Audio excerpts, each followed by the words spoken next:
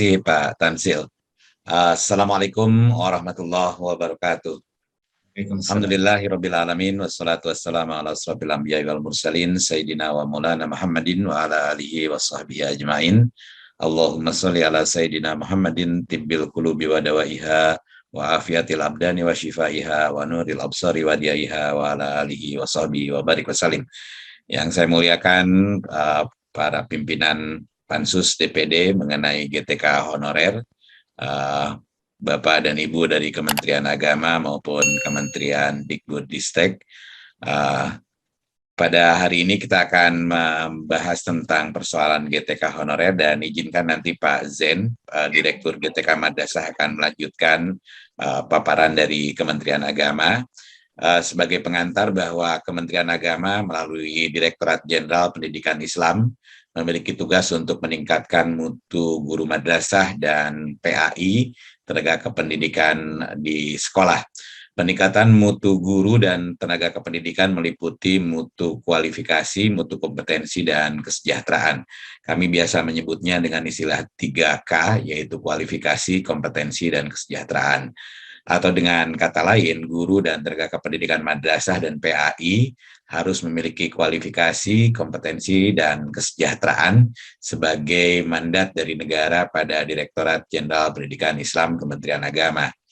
Guru madrasah dapat dibagi pada dua kategori, yakni guru tenaga pendidik PNS atau guru madrasah PAI bukan PNS, yang kami istilahkan sebagai guru tenaga pendidik madrasah atau PAI honorer. Sedangkan tenaga kependidikan madrasah secara kategori juga dibagi pada dua hal, yaitu PNS dan bukan PNS. Selanjutnya mengenai kondisi terkini kebutuhan-kebutuhan, sekedar pengantar saja bahwa sebetulnya dari 1 juta atau 1.200.000 yang dijanjikan oleh Kemenq untuk pengangkatan guru honorer, kami hanya memperoleh angka di 3%. Padahal idealnya berdasarkan pendekatan APK seharusnya jatah atau selayaknya secara proporsional jatah untuk pengangkatan tenaga P3K ini sebaiknya diperoleh angka 18% atau sekira 200.000. Kalau 200.000 mungkin akan segera terpenuhi oleh Kementerian Agama, karena Kementerian Agama memiliki sistem yang relatif baik, dan mohon dukungan dari DPD agar kuota-kuota dengan pendanaan yang sudah disiapkan oleh Kementerian Keuangan ini juga dapat di-share ke guru madrasah maupun guru PAI. Dan untuk menjelaskan lebih lanjut dipersilakan dengan segala hormat Pak Zen selaku Direktur GTK Madrasah untuk menjelaskan, dan nanti tambahan penjelasan mungkin akan disampaikan oleh Pak Ses, Dirjen Pendis. Silakan Pak Zen. Terima kasih. Maaf, terima kasih Pak Dirjen. Ini senior saya Pak Tansil Lindru. Terima kasih atas kesempatan yang luar biasa di forum yang mulia ini. Pak Sen. Ya. Assalamualaikum. Tabib Bang. Salam. Luar biasa pertemuan kita pada sore hari ini, dan ini adalah kesempatan yang luar biasa. Dan sini juga ada senior kita Pak Dirjen GTK Kemendikbud-Ristek Dikti, ada Pak Rahmat Mulyana, ada juga dari Bu Katrina, luar biasa. Dan ini adalah kesempatan yang kami tunggu-tunggu Pak Dirjen semuanya, dan ini menjadi hajat semua guru-guru kita di seluruh Indonesia. Dan seperti tadi Pak Dirjen sampaikan bahwa Kementerian Agama dari sisi postur struktur kepegawaiannya, terutama guru dan tenaga kependidikan, kita memiliki guru 83,44% guru kita tenaga honorer, dan hanya 17% guru kita PNS. Jadi sejatinya untuk pengangkatan ini guru kita dari Kementerian Agama sangat membutuhkan itu. Dan hitungan kami lewat data Simpatika, kebutuhan kita sekitar 192.008 orang. Dan nanti Pak Sekretaris Direktorat Jenderal Pendidikan Islam menambahkan untuk PAI. Ada nggak yang panduannya di situ? Ya. Pak Zen belum tampil PowerPoint. Iya. Ini karena ya. Sebentar saya tampilin. Belum aja. Ya, saya tadi sudah searching. Oke, nanti sambil jalan, Bapak Ibu sekalian. Jadi saya screen dulu. Izin saya share screen ya.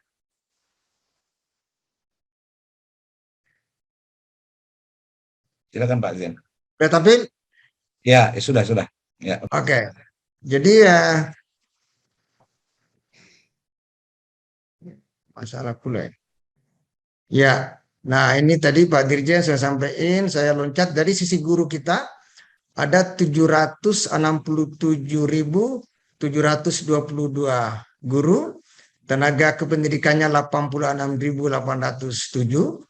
Sudah saya sampaikan tadi, kemudian ya tadi program ada 3K tadi sampai Pak Dirjen, saya lewati saja isunya, saya langsung ke pentingnya pengangkatan P3K guru madrasah. Nah, tadi sampaikan bahwa P3K kita insya Allah ini menjadi solusi terbaik untuk ini, dan sekedar pengetahuan bersama untuk 2021 kita baru mendapatkan 9.000 kuota dari kebutuhan 192.000 tadi, dan itu pun X K2 2019.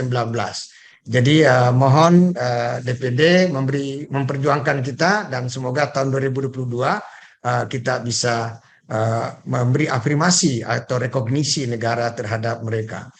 Kemudian insya Allah dengan data simpatika kita insya Allah terupdate dan cukup komprehensif. Jadi kalau kita mendapatkan kuota, insya Allah kita bisa memenuhi dengan data yang kuat yang kita miliki. Kemudian kebutuhan P3K, ya ada beberapa kami mengurus mulai RA, Rodatul Atfal, setelah kita menghitung sesuai dengan lomba belajar, kita memiliki lebih 1 juta siswa di RA. Dari kebutuhan guru kita 46.647 guru. Kemudian madrasah ibtidaiyah setingkat SD itu 91.778 guru. Kemudian MTS setingkat SMP 42.733 guru. Kemudian MA Madrasah Aliyah Keagamaan ada 10.850 guru, dan totalnya ada 190.008 orang. Ini Bapak Ibu peta yang kita miliki, dan semoga pertemuan ini akan semakin memberi enlightenment kepada kita, pencerahan, dan saya pikir Pak Dirjen GTK Kemendikbudristek akan mendukung kita juga, dan insya Allah kami sebagai eksekutor di bawah Pak Dirjen Pendis akan bekerja keras untuk ini, dan mudah-mudahan Bapak Ibu semuanya terketuk hatinya untuk memberikan kuota kepada Kementerian Agama, dan guru-guru kita ya terutama mereka yang sudah 8 tahun, 10 tahun, 15 tahun, bahkan ada 20 tahun tidak bisa terangkat dengan skenario atau skema PNS atau CPNS. Hanya dengan P3K ini mereka bisa mendapatkan rekomendasi dari negara. Saya pikir itu Bapak Ibu beberapa penjelasan tambahan dari saya, dan Pak Sekretaris Dirjen mungkin bisa menambahkan untuk PAI di sekolah. Terima kasih. Allahumma fil akomentarik. Assalamualaikum warahmatullahi wabarakatuh. Assalamualaikum warahmatullahi wabarakatuh.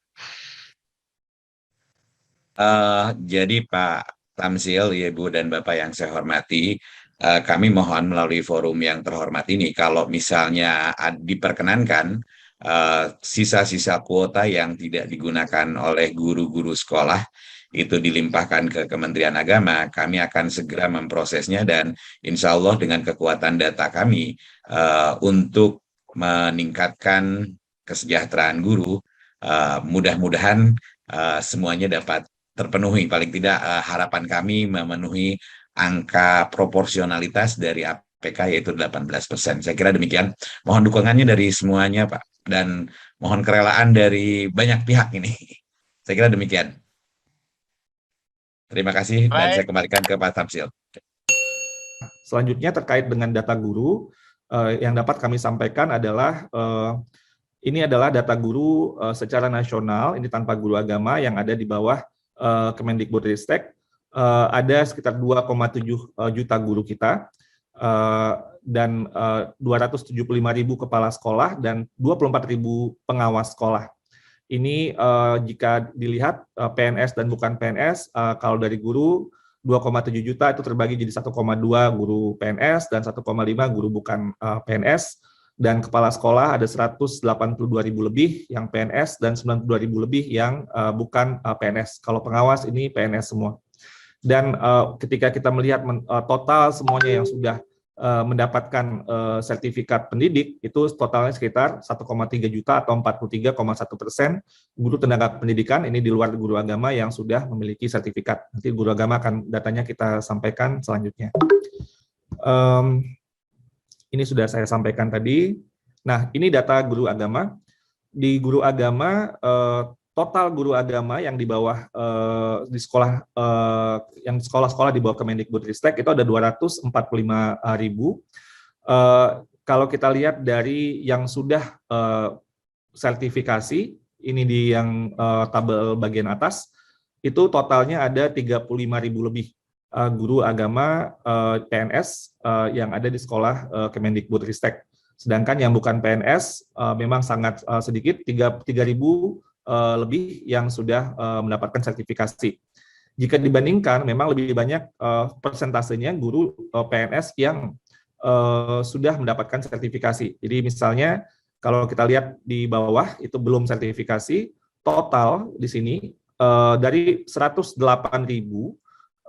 lebih guru agama PNS, itu ada 35.000 yang sudah sertifikasi dan 72.000 yang belum sertifikasi. Kalau kita lihat di yang bukan PNS, dari 137.000 guru agama non-PNS, hanya 3.000 lebih yang sudah sertifikasi dan 133.000 lebih yang belum sertifikasi. Artinya ini memang sebuah PR yang lama, tadi sudah ada angkanya apakah 32 tahun ya, tapi itu memang kita perlu untuk melakukan akselerasi untuk sertifikasi guru-guru agama ini. Ini mungkin data yang lain, ini secara kita lihat negeri dan swasta, tapi juga secara agamanya dari 245.000 lebih, itu ini gambaran antara negeri dan swasta dan juga agama Islam, Katolik, Protestan, Hindu, Buddha, dan Konghucu, sehingga secara total guru agama yang sekarang yang ada existing di sekolah Kemendikbud, guru agama Islam ada hampir 200.000, 196.000, guru agama Katolik 13.000, guru agama Protestan 28.000 lebih, Hindu 5.000 lebih, Buddha 1.000 lebih, dan Konghucu 14 orang. Nah, kita bandingkan ini kebutuhan guru di sekolah negeri. Ini mungkin saya tidak akan menginikan datanya satu persatu, tapi kita lihat yang bagian abu-abu di sini, ini adalah kekurangan guru. Sedangkan yang oranye ini adalah guru, ada gurunya tapi gurunya bukan PNS gitu ya. Nah, kita lihat yang abu-abu ini adalah kekurangan guru. Artinya sekolah tersebut atau di sekolah-sekolah tersebut di daerah ini itu tidak ada gurunya yang seharusnya ada guru gitu ya. Dan ini daerah abu-abunya dibandingkan. Kalau sekarang saya pindah slide ke guru di agama. Nah, ini abu-abunya sangat besar gitu ya. Dan ini akan menjadi tentunya catatan untuk mendorong bagaimana persentase guru-guru agama kita di sekolah negeri ini bisa dibutuhi. Total kebutuhannya itu ada 350.000.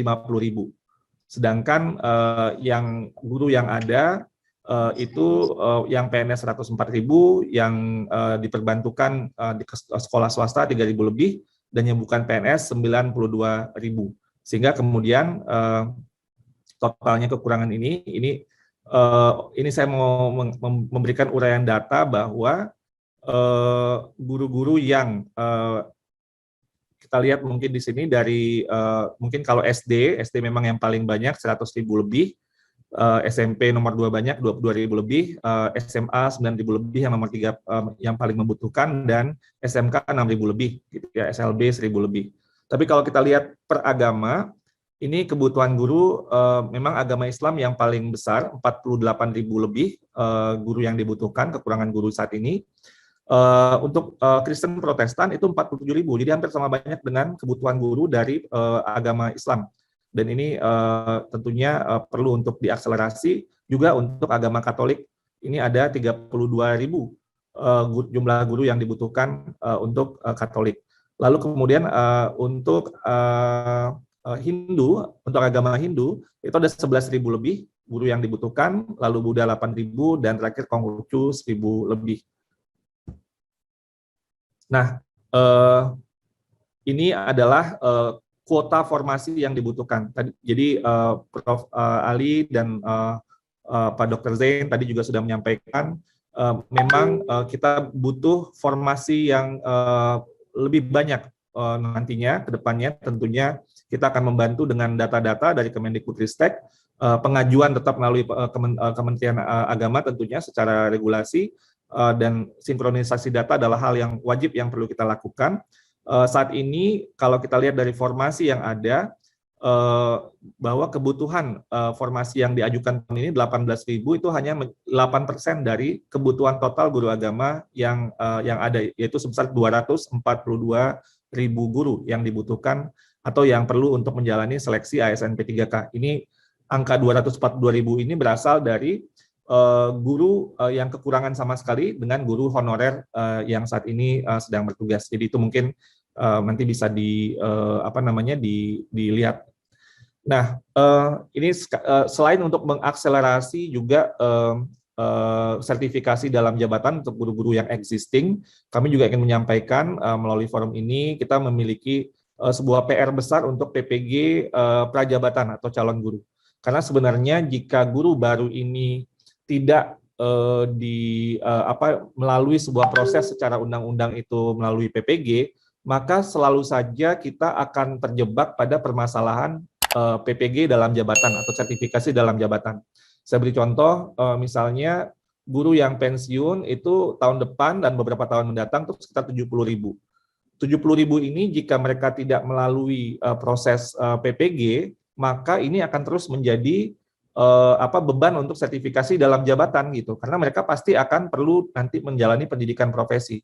Sehingga kalau ini tidak ditutup diselesaikan di awal, maka terus saja yang namanya tadi kalau 32 tahun yang disampaikan oleh Pak Prof. Ali atau Pak Tamsil tadi, ketika terus nambah aja jumlahnya itu terus jadi 40 tahun, 50 tahun nggak selesai-selesai. Jadi artinya perlu ada sebuah terobosan PPG prajabatan untuk membuat sebuah mekanisme yang kita usulkan adalah PPG prajabatan itu disesuaikan dengan jumlah formasi yang dibutuhkan sehingga bisa lebih targeted, bisa lebih fokus, dan kemudian skema yang kita sudah sampaikan kepada termasuk juga dari teman-teman dari Kemenak dengan Prof. Ali atau Pak Zain, dan juga dari Pan-RB, Kementerian Dalam Negeri, dan BKN, itu adalah PPG dilakukan sesudah rekrutmen gitu ya. Tapi ini tentunya bisa dibicarakan lebih lanjut, sehingga intinya adalah kita tidak menambah masalah untuk sertifikasi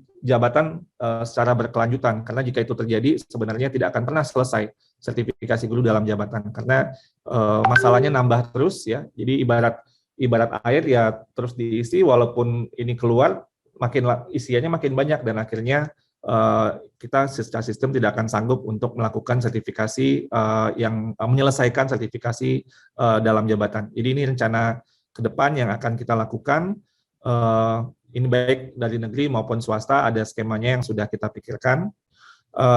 Terakhir saya ingin menyampaikan terkait untuk seperti yang tadi Prof. Ali dan Dr. Zain sudah menyampaikan bahwa untuk rekrutmen guru agama kita tentunya melakukan koordinasi yang sangat erat dengan Kementerian Agama, terutama untuk kebutuhan untuk sekolah-sekolah yang ada di bawah Kemendikbudristek. Berdasarkan Peraturan Menteri Agama Nomor 16 Tahun 2010, pengelolaan pendidikan agama pada sekolah, maka pasal 14, pengadaan guru pendidikan agama di sekolah diselenggarakan oleh pemerintah yang dilakukan oleh menteri, dan pengadaan guru pendidikan agama di sekolah yang diselenggarakan oleh pemerintah daerah dilakukan oleh menteri dan atau pemerintah daerah, dan kebutuhan jumlah guru pendidikan agama juga ditetapkan oleh menteri, dan dalam hal ini tentunya adalah Menteri Agama.